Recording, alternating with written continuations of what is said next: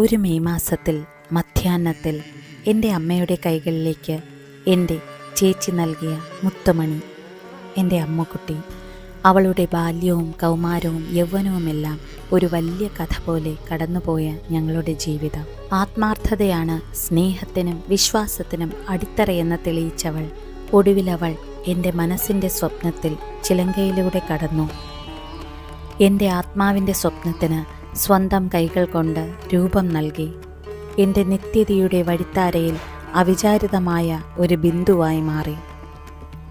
കുടുംബിനിയായി, അധ്യാപികയായി, എൻ്റെ ഹൃദയത്തിൻ്റെ 7 വർണ്ണങ്ങളിൽ ഒരു വർണ്ണമായി തെളിഞ്ഞു. എനിക്ക് ചെല്ലവും സ്നേഹവും നൽകിയ എൻ്റെ കാളിയായി. പ്രാർത്ഥന എന്ന സത്യത്തിലൂടെ അവൾ എൻ്റെ മനസ്സറിഞ്ഞു. അധികം ആരെയും കാട്ടാത്ത മനസ്സിൻ്റെ മൃദുഭാഗങ്ങളിൽ സർവ്വതും ഒളിപ്പിച്ചു. ദേവഹർമ്മ്യത്തിന് സത്തായും നിത്യതയ്ക്ക് സത്തയായും എനിക്ക് ശക്തിയായും വർത്തിച്ച എൻ്റെ ദേവി, എണ്ണമറ്റ ജന്മങ്ങളിൽ ഈ സ്നേഹം നിലനിൽക്കട്ടെ.